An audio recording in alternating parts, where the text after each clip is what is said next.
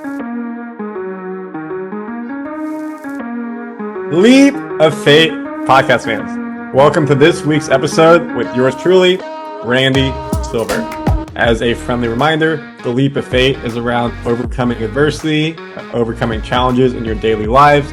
We bring people on who can help you understand how you can motivate yourself, be motivated by them, and achieve those daily tasks that you're doing. This week we have Noa Ronen. The reason why that she is on is she brings a unique perspective I haven't had on this podcast yet. In other episodes, you heard me talk to people who were living in America, American citizens, and they left to go to Copenhagen. They went to Germany around episodes 10, episodes 20, Dear Dari, and also, following your dreams. This is the opposite. Noa grew up in Israel. She is an Israelite, I guess you would call it, and she immigrated to America. She lives in the North Carolina, Raleigh-Durham region, which I have a lot of ties to because of Cisco, working there, traveling. So when she reached out to me, wanted to come on, talk about her story, the immigrant story, how she built up her business, entrepreneurship, coaching. She wrote a book called Beyond Leadership, which is very interesting to me as I am a global leader, as you guys know. I think this will be a really engaging conversation for everyone to learn how you can make something out of nothing as an immigrant. If you want to come to America, or obviously, of course, coming to different countries, wherever that may be, learning about leadership, learning about entrepreneurship, and getting yourself there. Ties a lot of themes we had. So before we bring Noa in, I can see her smiling on the camera. Again, if you guys are listening on Spotify, Apple, audio, appreciate you guys so much. We do now do everything on YouTube as well with videos. I do Ken Burns style, if you know what that means. I bring pictures in, videos in, not just the conversation interviews. So really, really want you guys to get onto the YouTube. We have a lot more content on the YouTube as well. Workout videos, meditation videos, motivational videos, obviously is interviews, a lot is going into it. So I'm putting a lot of time there. And that is why I'm doing it, is because you guys give me so much good feedback. Thank you, fans. You guys, Loft Gang, hashtag, are the best out there. Thank you for all your advice, feedback, what works, what doesn't work. Each time you reach out, each time I see someone gives me a review and it's positive, I love it. If it's negative, I love it even more, because that means there's something that I can get better at, and you think that I'm coachable and you're going to give me the opportunity to hear it so I can get better at it. So please keep giving me the feedback, positive or negative. And I think that's something Noah's going to talk about and Beyond Leadership is coachability and things like that. So with that being said, well, let's go get into the episode this week. Noa, welcome to the podcast. Hello. Hi, Randy. How is your week going? Pretty good. Recovering. It's Friday, so I'm ready. What are you recovering from? Just a lot of different projects.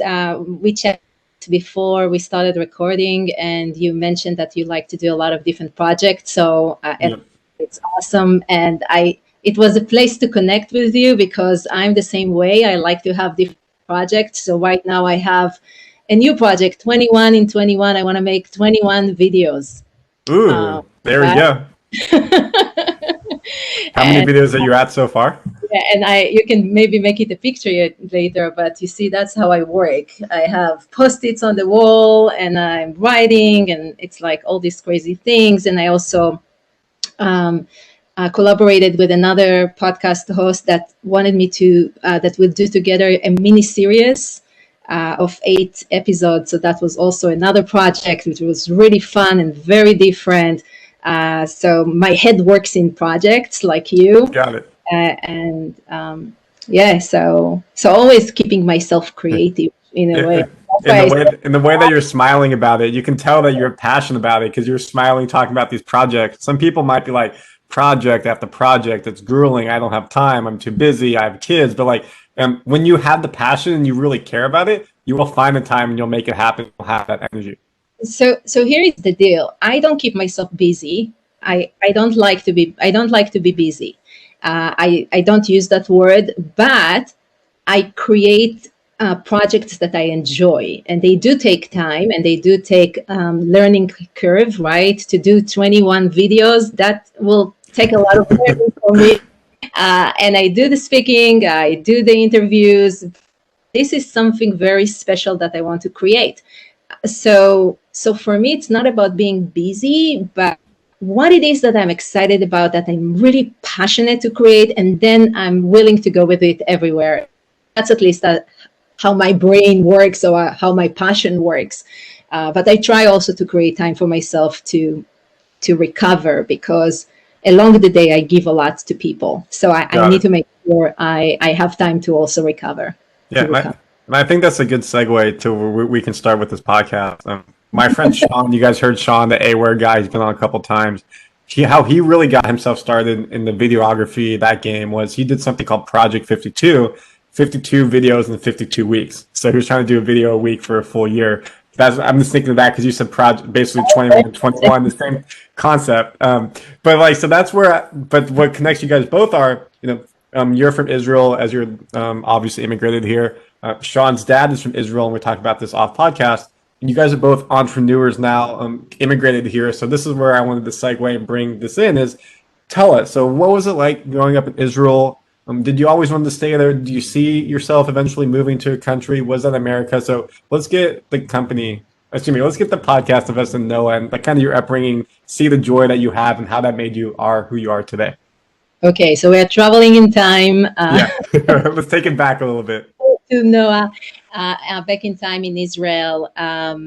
So I was, living in Israel for me was just living in Israel. Like my kids, it's what you know. There is always that, I think, the Israeli dream of living in the US to make the American dream in a way. But there is a lot of also loyalty to Israel. Israel was established on the Holocaust. Jewish people were murdered. So this country is in your genes, in your genetics, is to feel loyal to your country. So some people, I think it's less with my generation, but I have to say I had that too. The idea of leaving Israel and move to live in a different country, there is kind of sense of betrayal. That Aliyah is what we heard the term when we were in Israel. Is you come back to Israel for Aliyah, or if you're not here, so you did the opposite. Yeah, Aliyah means it's kind of like you're going up, really, and Yerida, which you leave the country, which wasn't, by the way, our intention when we left Israel. It means to go down in a way. That's when if you translate. So all those little things that are being intertwined into your way of living in Israel, and of course, when you are 18, you join the army.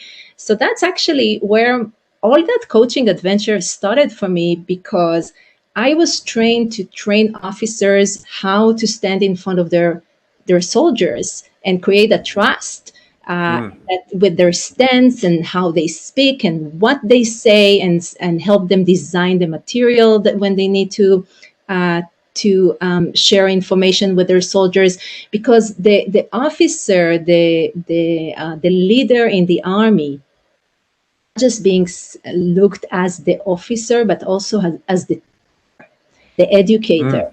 So part of what we would do as in my role was to coach them in a way. We didn't call that coaching, we called that training, but coach them how to do that and stand next to them until they feel comfortable. So in Israel, when you are 18, you have to join the army.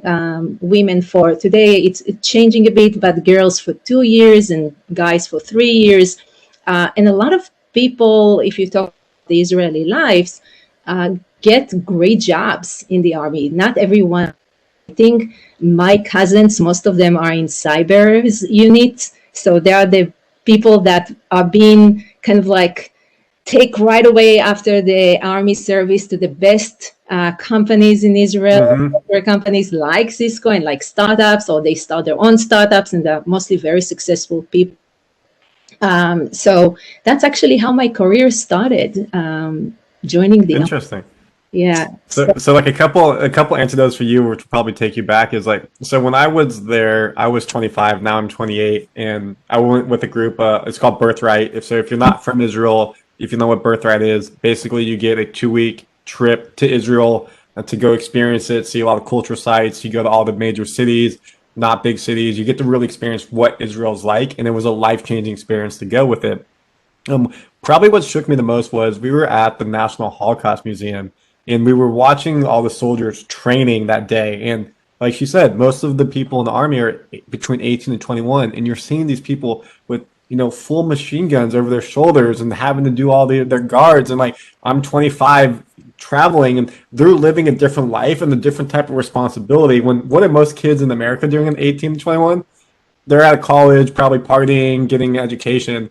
So it's a different mindset. And now when we spoke to the soldiers, they're like, we are so jealous of you because once we turn like 21, 22, 23 out of the school, out of the army, we have to go to school. So we really don't start our life until 27, 28 when we get our degree. We have no money at that point. You're 25 taking this trip to Israel, getting to travel the world, and you have a life. And they were jealous of us, and we were jealous of them. So it was a really interesting dynamic to learn and bounce off of. And I'm sure you've experienced something like that, of course. I don't know about jealousy, but I can experience just from a different perspective now that my older son, Tomer, is going to be, he's a senior at school, high school. So he's going to go to college next year.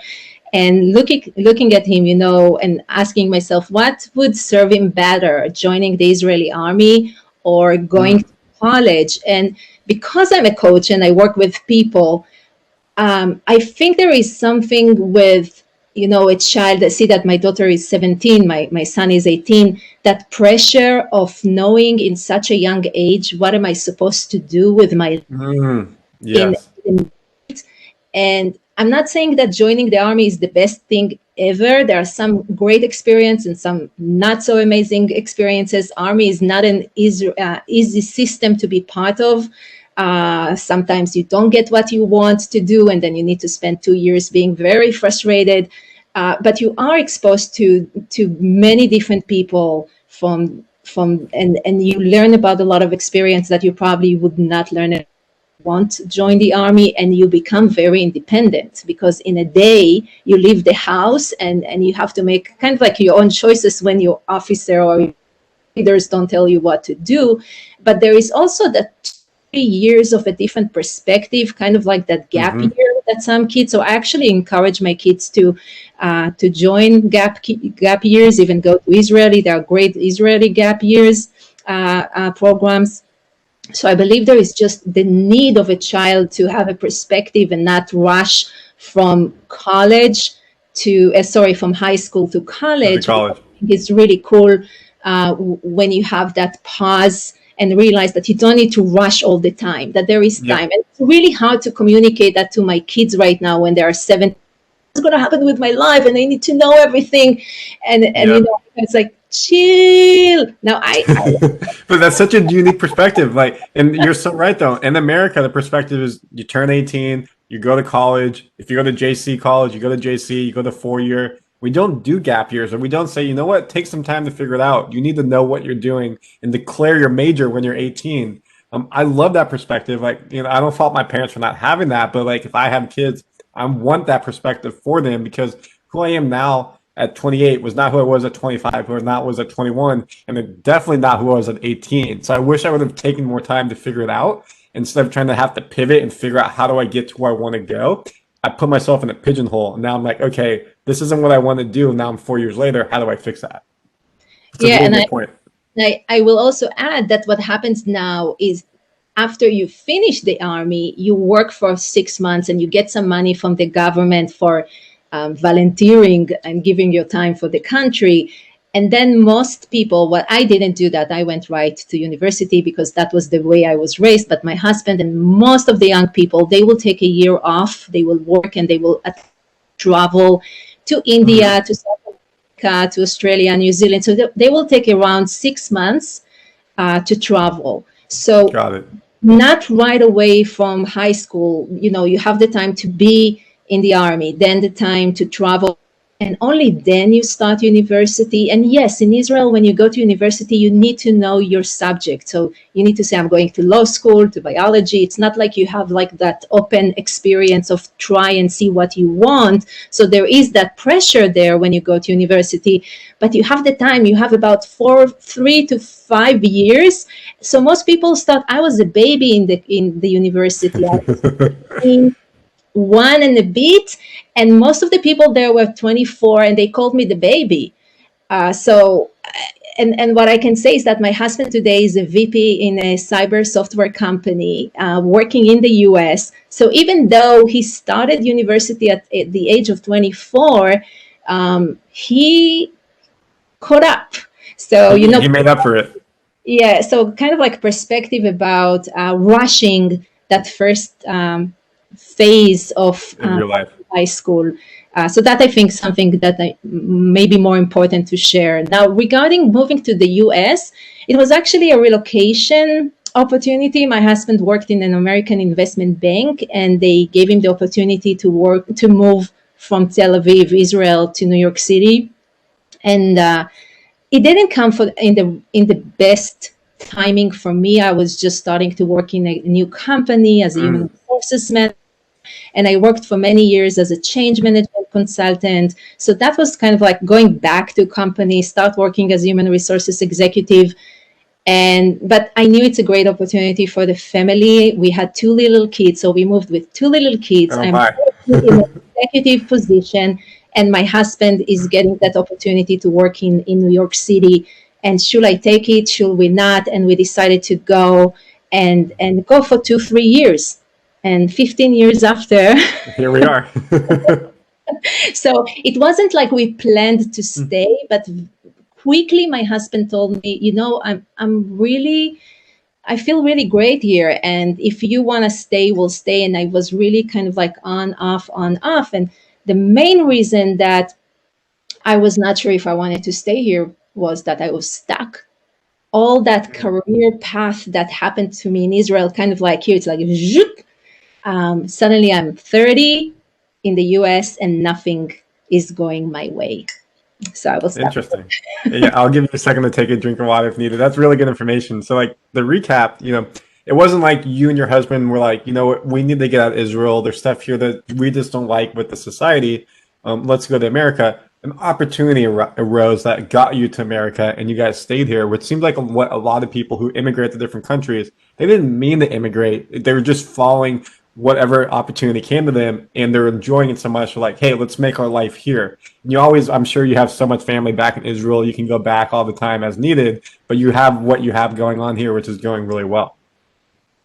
Now, yes, but if you ask me 10 years ago, I would say, no, it's pretty crappy. I'm not happy. So the deal was that in Israel, I always felt like the influencer, like the leader. And I felt that speaking for me was okay. So I felt like when I speak to people, I know how to influence them with my first language, Hebrew. And then I moved to the US, and I had that probably mean voice in my head that was English that I'm not good in English as I am in Hebrew, and I will not be able to succeed. And I self-sabotaged myself because that influencer suddenly felt handicapped. And it's really strong, and it's something that I see. I work sometimes with expats, and I can see executives, people that are like general managers and CFOs. I'm not talking like someone in the beginning of the way, people that already brought, successes, and they moved to the US, and English is their second language. And it's not like they're horrible in English, but there is a gap.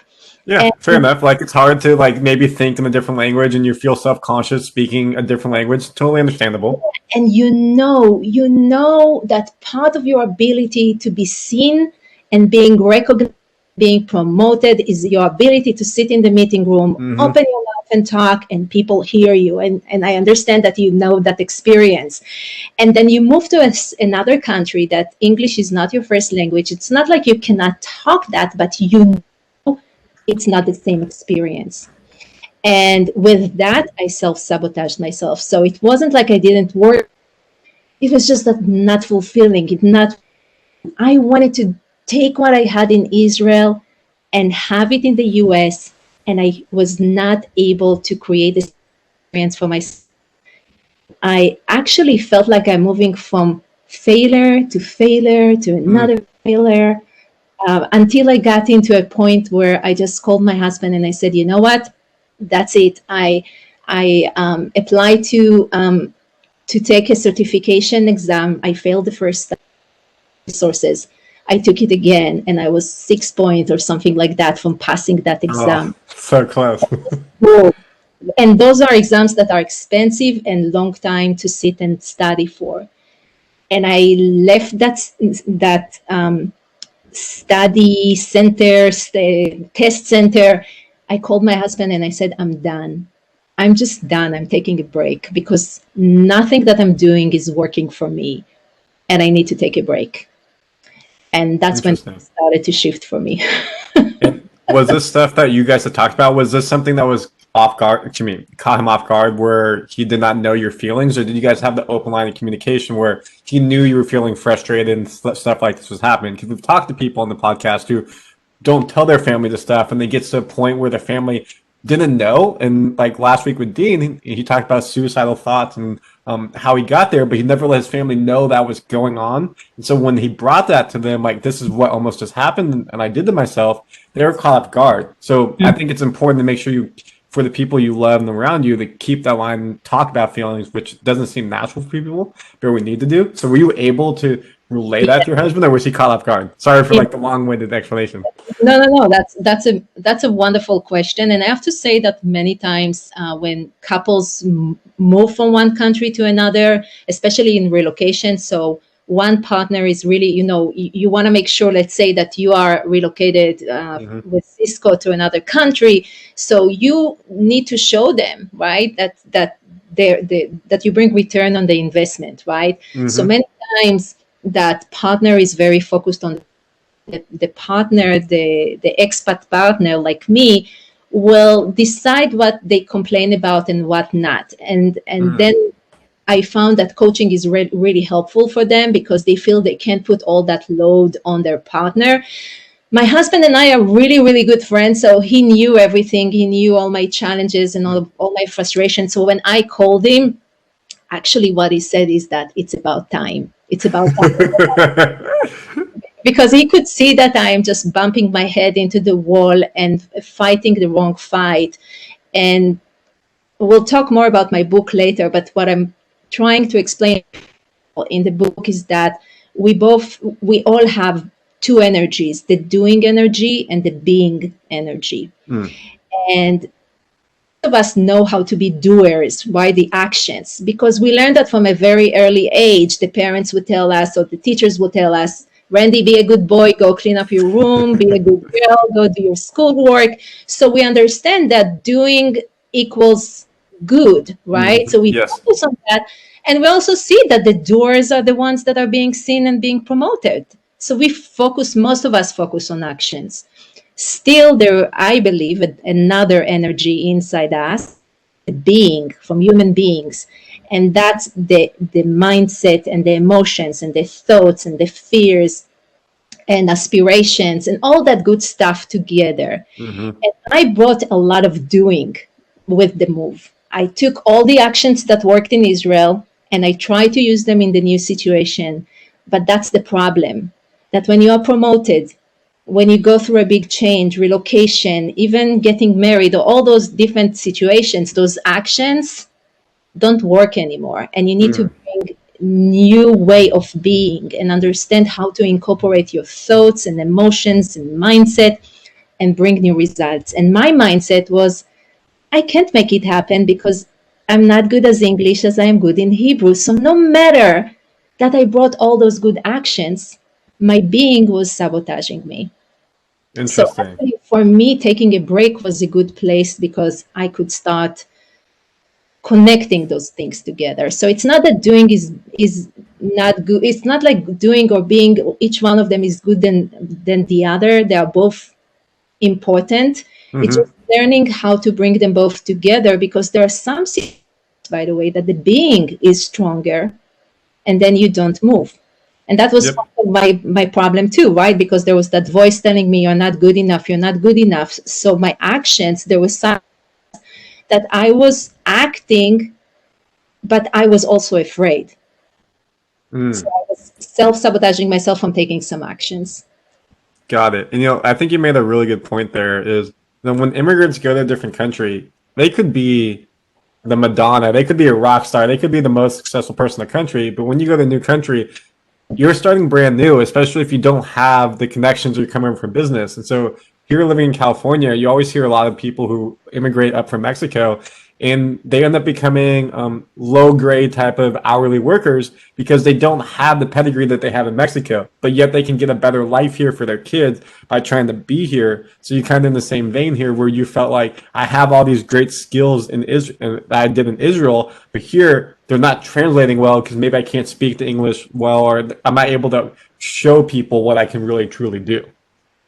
Yeah, and actually, I just remember when you said California, there is a good Netflix show with a French comedian that he's like a big hit in France. It's like I'm the Seinfeld of France, and then he comes here and he show people how many followers he has, like millions of followers. I've seen that. I've seen that before. I forget what his name is, but like nobody knew who he was, right? It's like, yeah, but this is like French followers, not Americans. So it's actually a really funny Netflix show if someone wants to check it out. I just remember.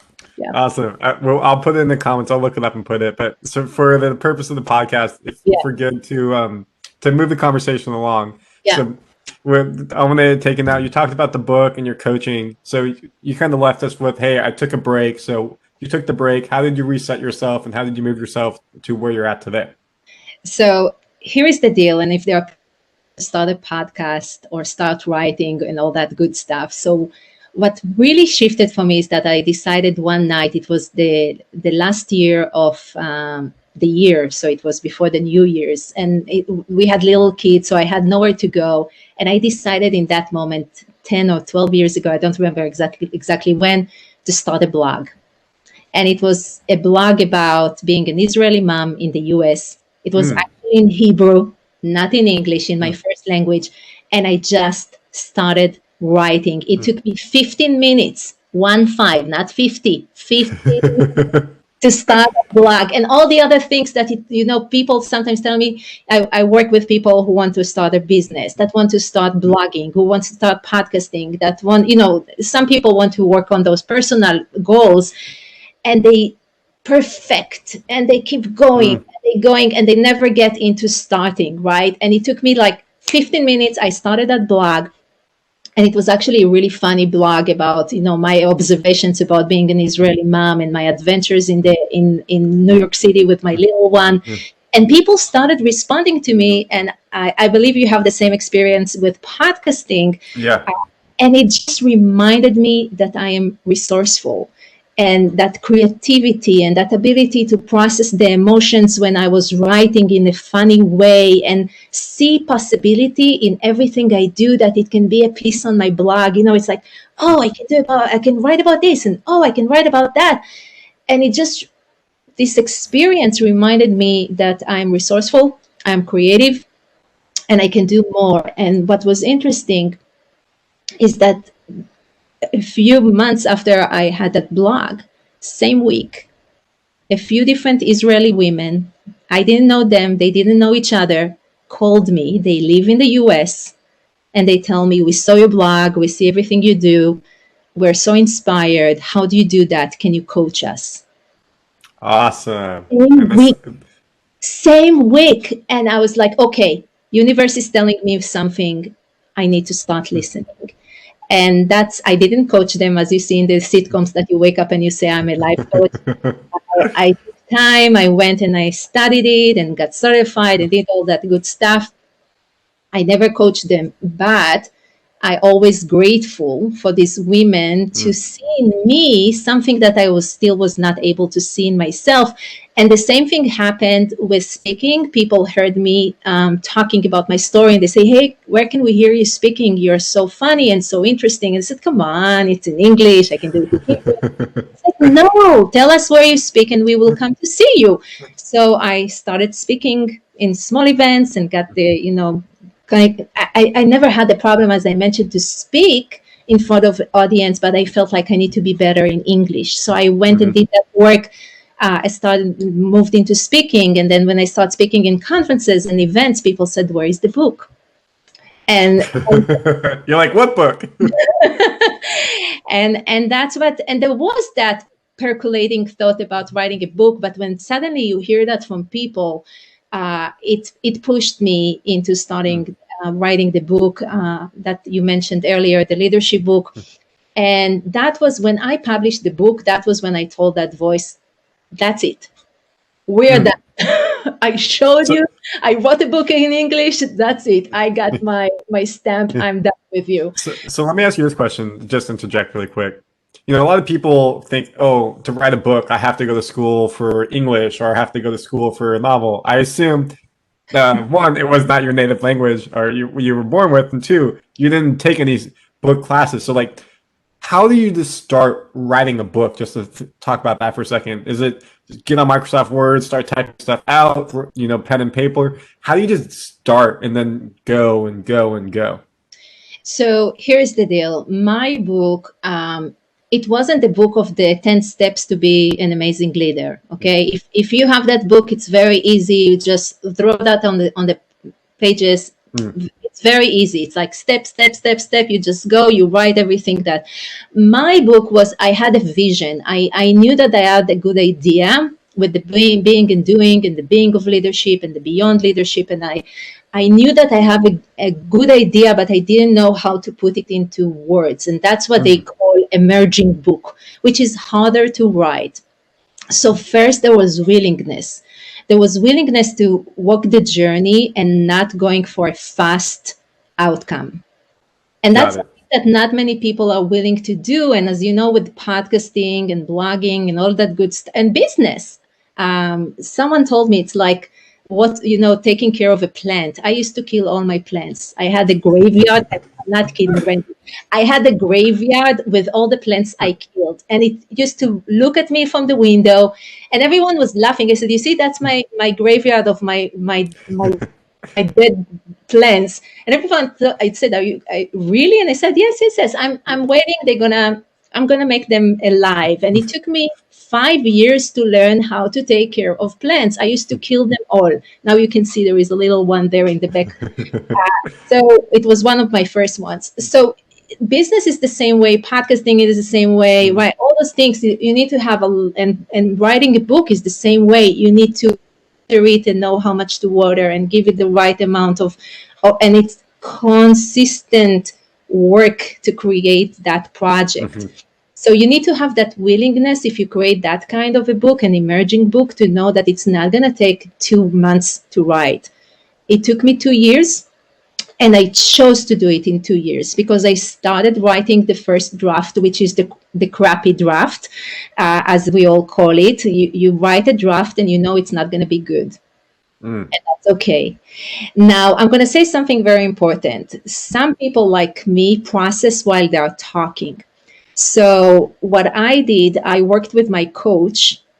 She would ask me questions and I would record my ideas, write emerging books. So I had to figure out my ideas and put them into writing.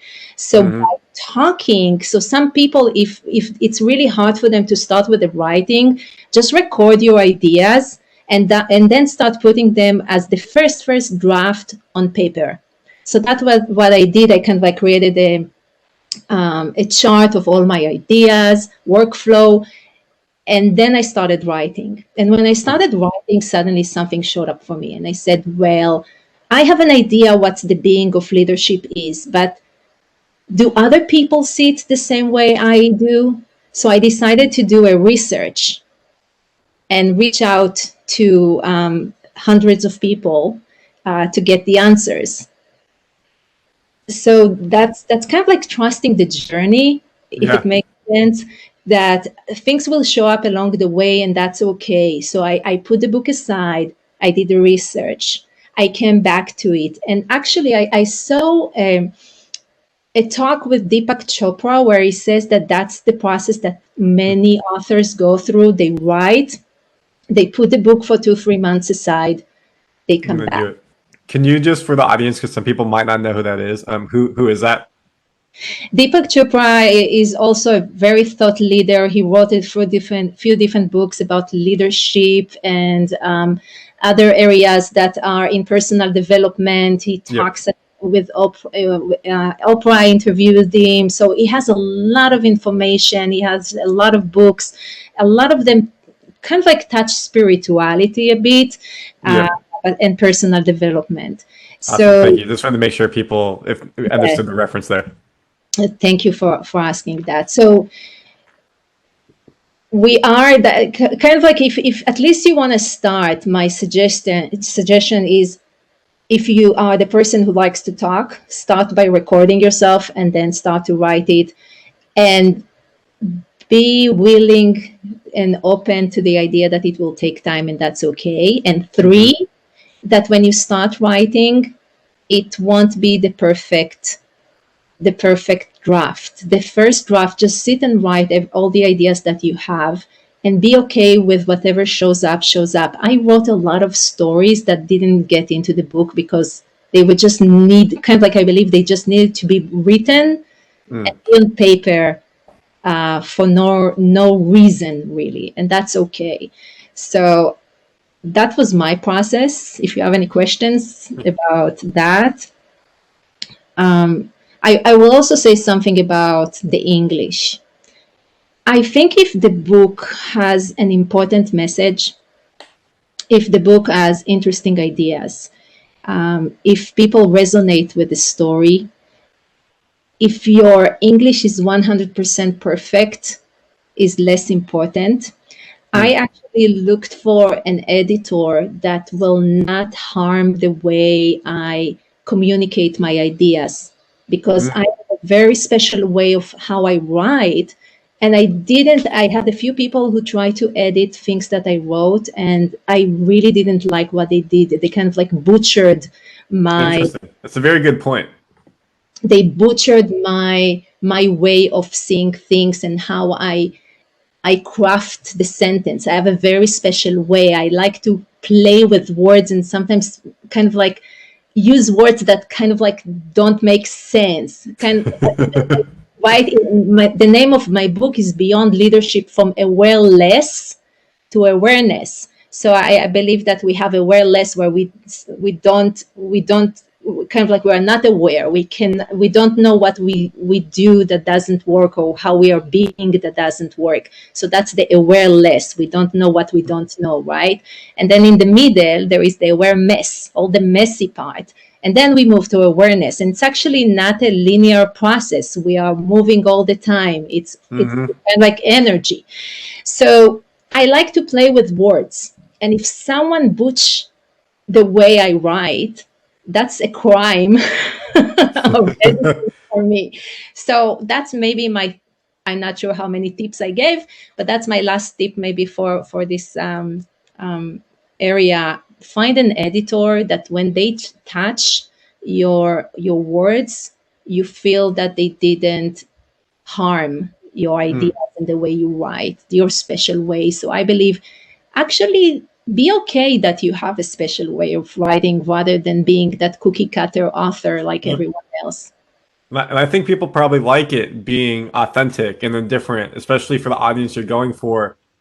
It resonates the message that much more when it's not cookie cutter. It's unique. And say, like, again, it needs to be translated to different languages. There are so many people who get their books translated in different languages. There's no need to try to make it perfect across the board.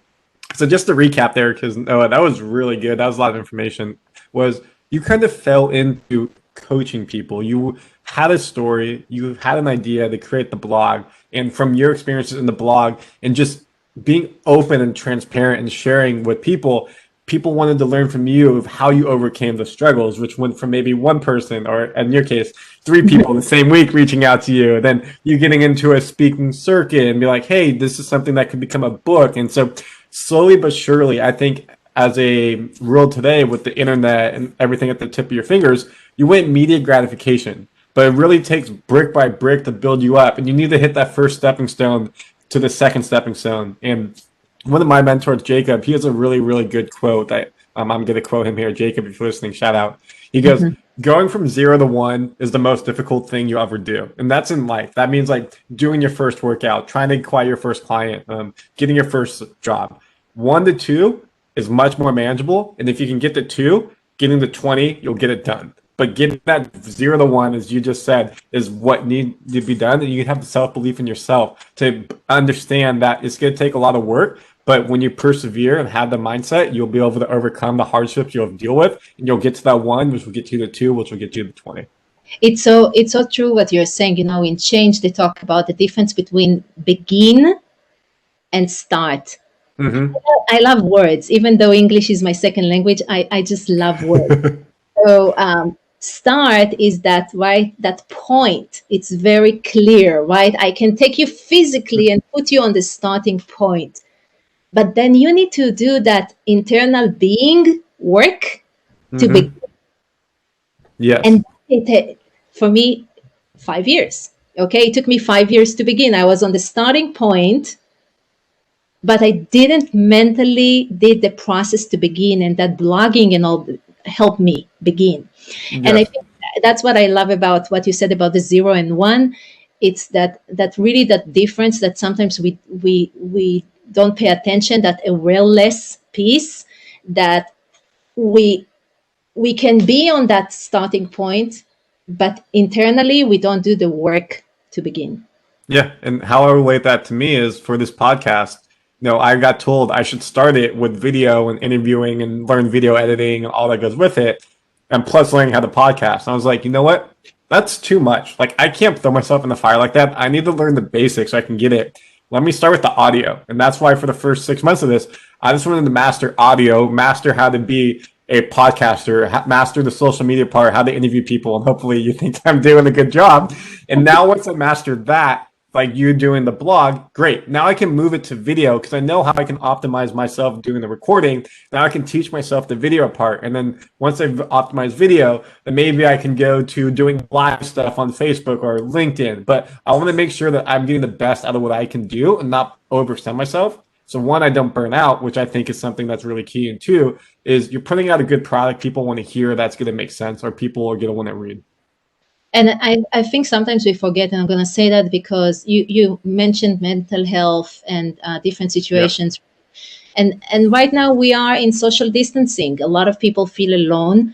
So that blogging or podcasting, for me, the blogging, in relocation, there is a lot of experience of isolation, loneliness, and you leave your country, your family, a lot of things behind. But even right now with the social distancing, having that experience of connection is very important. And as you say, putting yourself on audio, people started connecting with you. Hey, Randy, you're doing a good job. Right?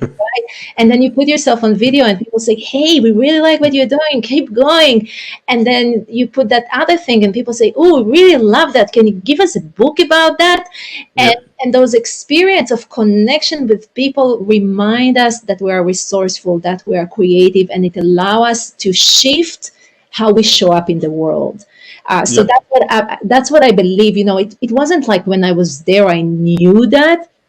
But when I look in perspective, I understand that was the starting point, because people just told me, hey, we see something in you. Hey, we like what we see. And it allowed me to keep going and keep going and build on that slowly to get to where I am today. And I think you, from, not to say rag to riches, but coming as an immigrant type of story per se, you've done a fantastic job. It sounds like, you and your husband and your family obviously have made a lot out of it, and you kind of are that American dream story. In the past 4 years, it's been very divisiveness about immigrants coming here. And so it's good to hear that, not everything is a bad story. There's good people here doing stuff. And hopefully with this new administration, we're going to let more people like you come in, because you're making a positive impact in society and not having this negative impact mindset that people unfortunately have today. Can I say something really honest? Please. This is an open, transparent podcast. Here's us, right? No, but I think it's very important, because I will give another layer to this perspective of what you just shared about immigrants and how they're being seen.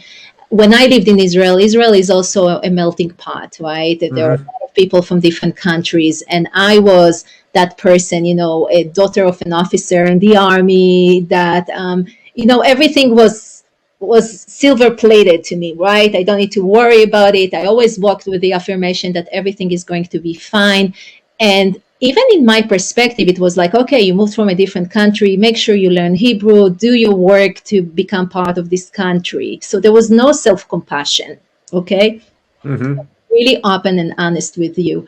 And when I moved to the US for the first time, I understood what does it mean to be an immigrant? What does it Mm. mean when you open your mouth and people ask you, where are you from? Or speaking slowly because they think that if you're an immigrant, you're stupid and you can understand their English. So there were all those in experiences that I had to go through to understand and bring that self-compassion that Noah in Israel didn't have. I'm not Mm. proud about that, but that's who I was. Okay. And there is kind of like in Israel of like, we all need to be the same Israelis. Okay. So that was the experience then, when it changed a lot in the last 15 years, because Israel changes fast. Uh, Mm-hmm. it made me become very aware of the different. What does it mean to be different? And how I raise my kids today, being all the time with kids and people that, in a very diverse environment, it's very important to me. When I work with leaders and they say, some of them will work to support diversity externally, but inside, when they lead, they don't do the work with their team. And I will call on them Mm. and say, hey, you do that externally, but you don't do that with that person that you find challenging because he or she are different than you. So it became very important to me. And I probably would never understand that if I would not go through that experience. So I'm sharing that openly because it definitely changed who I am. This relocation experience changed me in so many different ways. And even though it wasn't easy, and I do miss my country once in a while, country, that messy country, still I I learned a lot. As you said, the person you were when you were 18 and 25 and 28, the woman I am today, probably if I would stay in Israel, I would not be the same person I became here. And I'm grateful for that. Awesome. I think that's a really, really good way to kind of wrap it up and round third base here to end it. That was fantastic. I know you kind of just did a recap. Is there any final thoughts that you want for the audience? Hey, this is a takeaway. How can we find you if people want to learn more, find your book, things like that? They're welcome to check my website, Noa Ronen Coaching. So Noa, Yeah. it's and It will be in the link of the YouTube link and all the anyhow you're watching it. So go ahead and check it out. yeah, I just say always challenge the norms. I think what I learned from the relocation experience, that there are different ways to do things. So whenever you feel yourself, I always say the problem is not the problem. The problem is in the solution. Mm. And what I mean by that is that many times people come to me and they will say, you see, the reason I'm stuck and why I need your help is because everyone else doing it this way and I don't. So I'm stuck. So the problem is not the problem is how they approach the solution. And then we start working together to create their own solution that works for them. So there are many different solutions to write a book. There are many different solutions to how you lead people. There are many different solutions to how inspire people or live your life and be a parent. So I always say, if you feel stuck, check, are you stuck with a problem or are you stuck with a solution? And move from there. So yeah, and I would love just, anyone who would like to chat with me, open for a conversation. Awesome. And I think you guys can tell that she's a wealth of knowledge to share. What I would say my takeaway for audience is, you know, there's going to be boundaries, and this is going to be very broad overall. There's going to be boundaries that you feel. It could be a language barrier, it could be a mindset barrier, it could be a financial barrier. And if you let that boundary just instantly stop you and not try to pursue it or not let you get there, then I think you're going to have regrets in the future, or you're definitely going to have regrets, and you're not going to feel good about yourself. And you know what? That's kind of what society wants you to think, is that boundaries there for you. And the people who break those boundaries are usually the people who you hear in the news are innovators, people who are become successful. I took that leap of faith and I made it happen. And so with Noa here, her and her husband took the leap of faith and they came to America with their family. And she felt like there was a boundary based off of the language she was dealing with and not being able to show her skills. And she broke that barrier by doing what she knew well, which was just talk about herself and what she's feeling and put it on the internet. And you know what? Just be open with people. And people love that authenticity and openness, and broke those boundaries down for her to be able to help people in the same vein, be able to write a book to help people and do what she's doing today with the coaching and be extremely successful. So wherever you are in life, whatever boundaries that you feel like are limiting you, don't make that the boundary. Shoot for the moon, overcome that boundary, and good things will happen when you put yourself out there, and don't let that procrastination be the reason why. Yeah, as I say, stay real and be you. I love it. I love it. So Noa, thank you so much. Everyone, this is the Leap of Faith podcast. If you're listening on Apple, Spotify, other streaming service, thank you so much. If you're watching on YouTube, cheers, y'all. Thank you so much for looking at us and our beautiful faces. Again, these come out every Sunday. Please like, subscribe, notification, however you're doing it. If this finds you, helping you, please do review. Other people can see it. We want to help as many people. Again, we'll find Noa's information in the bios, however you listen to it. Noa, thank you for coming on today. We'll go ahead and do the sign off. So I want you to repeat after me. Stay healthy. Stay healthy. Stay wealthy. Stay wealthy. And have a good week, fans. Have a good week, Randy. And Deuces. Bye, everybody. cheers.